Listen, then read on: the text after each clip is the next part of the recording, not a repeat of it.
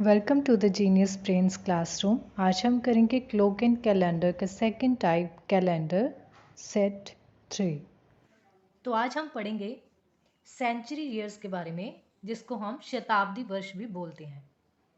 तो सेंचुरी से हमें साफ ही पता चलता है कि जिनके पीछे 2 ज़ीरो हों उनको सेंचुरी ईयर्स बोलते हैं। जैसे कि 100 ईयर्स, इनको हम बोलेंगे 1 सेंचुरी। वैसे ही अगर हम एग्जाम्पल लें 400, 1200, 2400, 1600, इन सब के लास्ट में क्या है? 2 ज़ीरो। तो ये सब क्या है? ये सेंचुरी ईयर्स हैं। ये है सेंचुरी ईयर्स।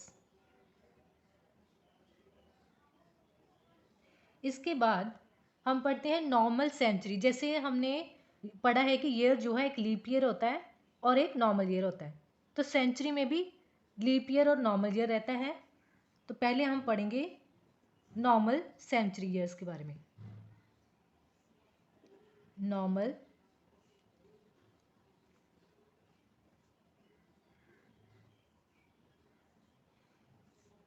अब ये नॉर्मल सेंचुरी ईयर्स कौन से होते हैं? हम एग्जाम्पल ले लेते हैं 1900, 2100, 1800, 1700, 2300। अब हमें कैसे पता चलेगा कि ये सारे नॉर्मल ईयर्स हैं, नॉर्मल सेंचुरी ईयर्स हैं या फिर लीप सेंचुरी ईयर्स हैं? तो पहले हमें कैसे पता चलता था कि लीप ईयर कौन सा है और नॉर्मल कौन सा, कि हम उसको 4 से डिवाइड करके देखते थे। जो 4 से डिवाइड हो जाता था वो लीप ईयर होता था और जो नहीं होता था वो नॉर्मल ईयर होता था। बट अब सेंचुरी अगर हमने देखनी है तो सेंचुरी में देखो, ये सारे नंबर्स जो हैं इनमें से कुछ 4 से डिवाइड होते हैं, कुछ नहीं होते। और ऐसे में हमें कैसे पता चलेगा कि लीप ईयर कौन सा है और नॉर्मल कौन सा? तो सिर्फ ये जो ट्रिक है फिर यहाँ पे नहीं चलेगी 4 वाली। इसमें क्या रहता है कि हर जो सेंचुरीज हैं, 3 सेंचुरीज के बाद जो चौथी सेंचुरी आती है वो 4 से डिवाइड होती है, और जो 4 से डिवाइड हो जाए वही हमारी लीप सेंचुरी ईयर है। तो उसके लिए आप दूसरी ट्रिक जो है वो ये यूज़ कर सकते हो कि हर किसी को 400 से डिवाइड करके देखना है।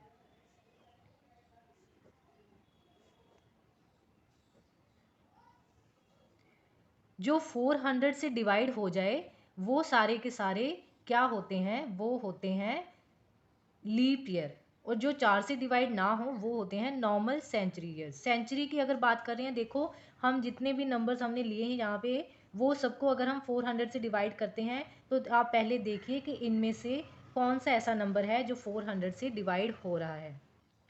तो ना तो ये 400 से डिवाइड हो रहा है, ना ये हो रहा, ना ये और ना ही ये वाला। इट मीन्स जी कोई भी 400 से डिवाइड नहीं हो रहा है, तो ये सारे के सारे क्या हैं? फिर नॉर्मल सेंचुरी ईयर्स हैं। all are normal century years because all are not divided by 400। तो फिर जो लीप सेंचुरी ईयर्स हैं वो इसके बिल्कुल उलट होंगे, ऑपोजिट होंगे। तो कौन से होंगे लीप सेंचुरी ईयर्स, वो भी देख लेते हैं। नेक्स्ट है लीप सेंचुरी ईयर्स। तो एग्जाम्पल ले लेते हैं 1600, 2000, 1200, 400, 2400। अब देखना कि ये सारे के सारे 400 से डिवाइड हो रहे हैं। यस, ये 400 से डिवाइड हो रहा है, ये भी हो रहा है, ये भी हो रहा है, ये भी हो रहा है और ये भी हो रहा है। ये सारे 400 से डिवाइड हो रहे हैं, तो it means all are leap century years because all are divided by 400। तो इतना क्लियर है सबको कि अभी अभी जैसे मैंने बताया कि जो सेंचुरीज वाले ईयर्स होते हैं वो कैसे पता चलेगा कि लीप ईयर है या फिर नॉर्मल ईयर है। तो बड़ा नॉर्मल सी बात है कि जो नॉर्मल ईयर है वो 400 से डिवाइड नहीं होंगे, जो 400 से डिवाइड हो रहे हैं वो लीप सेंचुरी ईयर्स होंगे। Got it? तो चलिए आगे चलते हैं। हमें एक और कंसेप्ट क्लियर होना चाहिए कि the last day of a century cannot be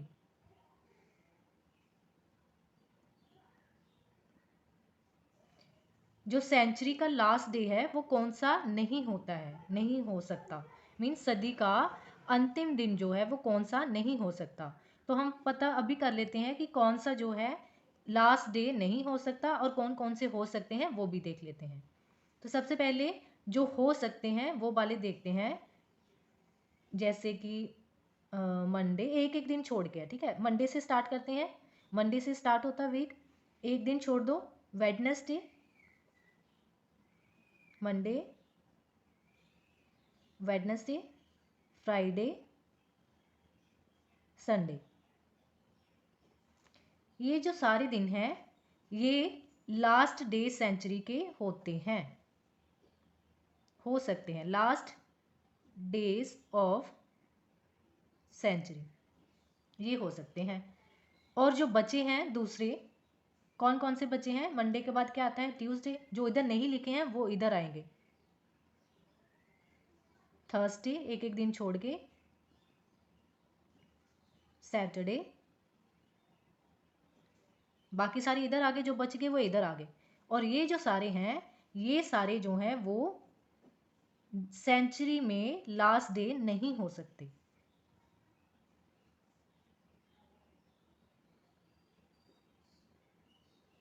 can not be the last day of century. इतना क्लियर हो गया सबको कि सेंचुरी के जो लास्ट डे कौन से हो सकते हैं कौन से नहीं हो सकते हैं। बस एक एक दिन का गैप है, जो मंडे से स्टार्ट होकर संडे तक एक एक दिन का गैप है। मंडे, वेडनेसडे, फ्राइडे, सैटरडे ये लास्ट डे हो सकते हैं। ट्यूसडे, थर्सडे, सैटरडे ये लास्ट डे नहीं हो सकते। तो एग्जाम में कुछ क्वेश्चंस आते हैं जिससे हमें डेट से डे निकालना होता है, यानी कि हमें डेट दे रखी होती है और हमें फाइंड आउट करना होता है कि दिन कौन सा होगा। तो उसको सॉल्व करने से पहले कुछ हमें ट्रिक्स का पता होना चाहिए, तो हम वो ट्रिक जान लेते हैं। सबसे पहले एक कोड है, एक नंबर है जिसे हमें याद करना होगा, वो याद ही करना पड़ेगा इन क्वेश्चंस को सॉल्व करने के लिए। तो कोड क्या है?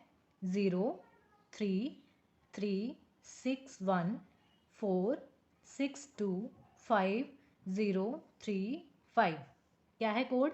03361462503 तो ये कोड क्या है? ये पूरे के पूरे मंथ के कोड हैं। इट मीन्स इसको हम बोलेंगे जनवरी, फेब्रवरी, मार्च, अप्रैल, मई, जून, जुलाई, अगस्त, सितंबर, अक्टूबर, नवंबर और दिसंबर। ये सब क्या है? ये मंथ कोड है,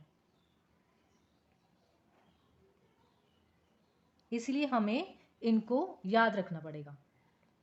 अब उसके बाद एक और चीज़ भी हमें याद रखनी पड़ेगी, जैसे कि मान लो 1600 से 1699 ये जो ईयर हैं ये ईयर्स हैं, तो इनको हम कोड देंगे 1700 से 1799 के बीच में जो भी ईयर्स हैं उनको हम कोड देंगे 4। 1800 से 1899 तक जो भी ईयर्स हैं उनका कोड होगा 2। 1900 से 1999 तक की जो ईयर्स आएंगे उनका कोड होगा 0।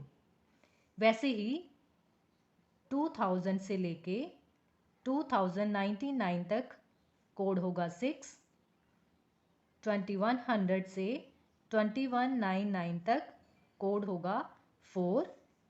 2200 से लेके 2299 तक होगा 2 और 2300 से 2399 तक 0। अब इन ईयर्स के बीच में जो भी ईयर आएगा उनका हमें ये कोड पता होना चाहिए। और सबसे मोस्ट इम्पोर्टेंट जो एग्ज़ाम में आते हैं वो आते हैं 1900 से लेके इसके बीच में, ये मोस्ट इम्पॉर्टेंट है, जो सबसे ज़्यादा पूछे जाते हैं। सबसे ज़्यादा क्वेश्चंस 1900 से 2099 इन दोनों के कोड के बीच में जो है वो क्वेश्चंस आते हैं। कोड क्या है हमारा? 6420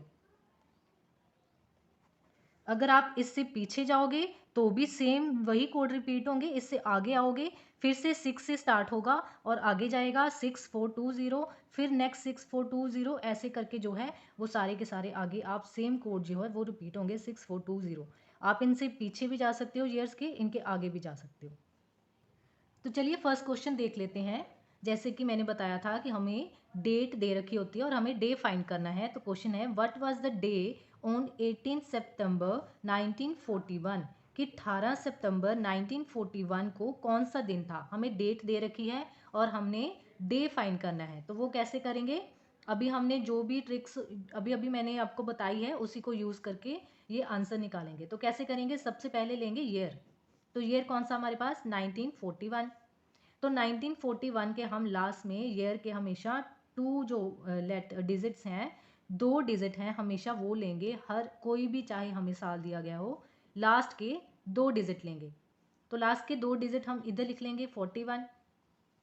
ये हो गए हमारे लास्ट 2 डिजिट। ठीक है। उसके बाद हमारा सेकंड स्टेप क्या है? जो 41 है हमने अभी अभी लिया है, इसको हम डिवाइड करेंगे 4 से। नेक्स्ट स्टेप क्या है? 41 को डिवाइड करेंगे 4 से। तो अगर हम 41 को 4 से डिवाइड करते हैं तो हमारे पास आता है, ठीक है। तो हमने क्या देखना है इसमें, क्वेश्चन क्या है हमारे पास। तो हम क्वेश्चन को नोट करेंगे। क्वेश्चन हमारे पास कितना आ गया? 10। तो 10 को क्या करेंगे फिर यहाँ पे लिख देंगे। ये हमारा आ गया क्वेश्चन। फर्स्ट नंबर पे हमने जो लास्ट डिजिट हैं वो लेने हैं। सेकंड पे हमने इनको 4 के साथ डिवाइड करके जो हमारा क्वेश्चन आया है वो लेना है। अब थर्ड नंबर पे हम क्या करेंगे? थर्ड नंबर पे हम लेंगे डेट। तो हमारे पास डेट कितनी है? 18। तो 18 हमारे पास क्या आ गई? डेट। उसके बाद फोर्थ नंबर पे क्या करेंगे? फोर्थ नंबर पे हम लेंगे मंथ का कोड। तो हमारे पास मंथ कौन सा है? मंथ है हमारे पास सितंबर। तो क्या करेंगे? सितंबर का मैंने सबसे पहले अभी अभी देखिए ये सारे मंथ के कोड लिखे थे। तो इसमें हमारे पास सितंबर कहाँ पे है? ये सितंबर। और सितंबर का कोड क्या आ गया? 5 आ गया। तो हमने ये कोड यहाँ पे लिख दिया 5। ये आ गया हमारे पास मंथ का कोड। अब लास्ट फिफ्थ स्टेप, 5 स्टेप रहते हैं इसमें। फिफ्थ स्टेप में हम क्या करेंगे? ईयर का कोड लिखेंगे। तो ईयर का कोड भी हमने अभी अभी यहाँ पे डिस्कस करा है। ईयर कौन सा हमारे पास क्वेश्चन में? 1941। तो 1941 किस में आ रहा है? 1900 टू 1999 के बीच में आ रहा है। तो इसका क्या कोड है? जो 19वीं शताब्दी है उसका कोड है 0। तो हम यहाँ पे लगाएंगे 0। ये आ गया हमारे पास ईयर का कोड। याद रखना है क्वेश्चन में 5 स्टेप रहते हैं। फर्स्ट स्टेप में क्या करना है? ईयर के लास्ट के 2 डिजिट लेने हैं। सेकंड स्टेप में दो जो लास्ट के डिजिट हैं उनको 4 से डिवाइड करके जो क्वेश्चन हमारे पास आएगा उसको लेना है। थर्ड स्टेप में क्या करना है? हमने डेट को लेना है। फोर्थ स्टेप में हम मंथ का कोड लेंगे। मंथ हमारे पास सितंबर है, उसका कोड जो है वो हमने लिख लिया। फिर फिफ्थ स्टेप में ईयर का कोड लिखेंगे। ईयर हमारे पास 1941 है, उसका कोड जो था वो 0 था, तो हमने 0 ले लिया। अब इतने स्टेप्स पूरे कंप्लीट हो गए। अब क्या करेंगे? अब ये जो हमारे पास पूरी की पूरी सीरीज आई है, ये जो 5 चीज़ें, इनको ऐड कर देंगे। ऐड कर देंगे। तो ऐड करेंगे तो हमारे पास कितना आ जाएगा? ये आ जाएगा 4 और ये 7, 74। ये आ गए हमारे ओड डेज। हमारे पास 74 आ गया। अब नेक्स्ट स्टेप क्या है? नेक्स्ट स्टेप है हम 74 को क्या करेंगे, डिवाइड कर देंगे 7 के साथ। हमारे पास जो भी यहाँ पे आंसर आएगा, जो भी ऐड करके आएगा, उसको हम डिवाइड करेंगे 7 के साथ। तो 7 के साथ डिवाइड करने के बाद जो हमारा रिमाइंडर आएगा, पहले इसको हम डिवाइड कर लेते हैं। 74 को 7 के साथ डिवाइड करो तो ये जाएगा 10 पे 70 और 4। हमारे पास रिमाइंडर क्या आया? 4।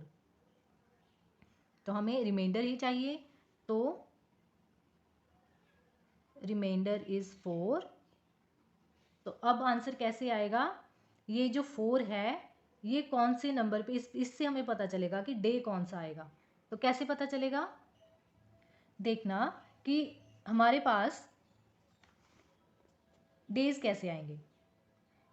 1 नंबर अगर आएगा तो मंडे होगा, 2 पे ट्यूसडे, 3 पे वेडनेसडे, 4 थर्सडे, 5th पे फ्राइडे,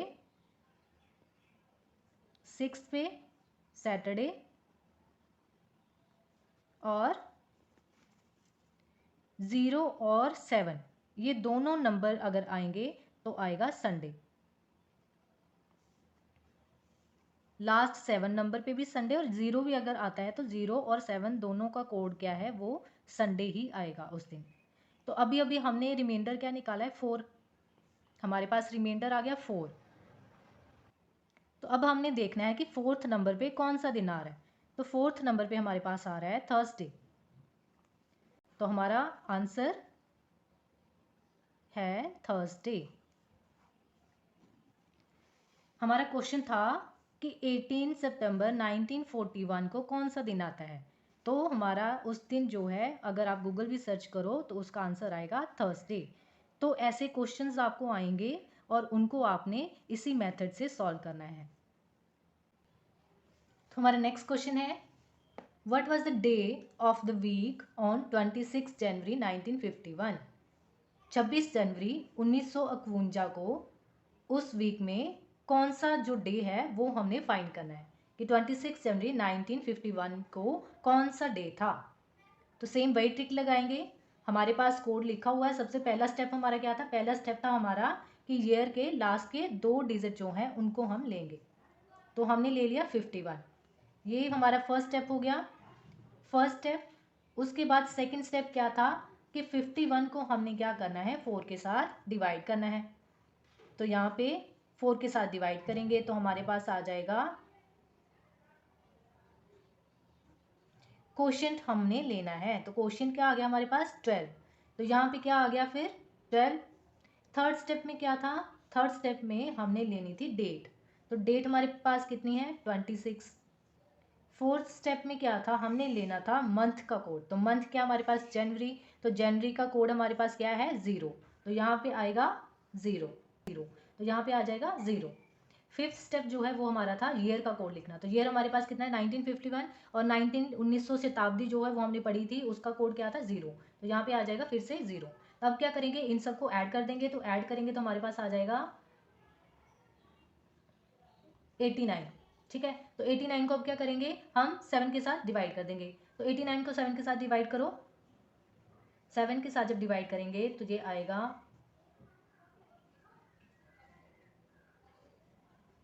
तो हमारे पास रिमाइंडर कितना आ गया? 5। रिमाइंडर है 5। अब फिफ्थ डे, जो 5वें नंबर पे दिन आता है वो कौन सा आता है हमारे पास? हमने पहले पढ़ा था। पूरी डेज को आप फिर से चेक कीजिए। तो फिफ्थ नंबर पे जो है हमारे पास आता है फ्राइडे। तो फिफ्थ कोड है, तो 5वें नंबर पे हमारे पास आ जाएगा फ्राइडे। तो इट मीन्स 26 जनवरी 1951 को क्या, कौन सा दिन होगा? उस दिन होगा फ्राइडे।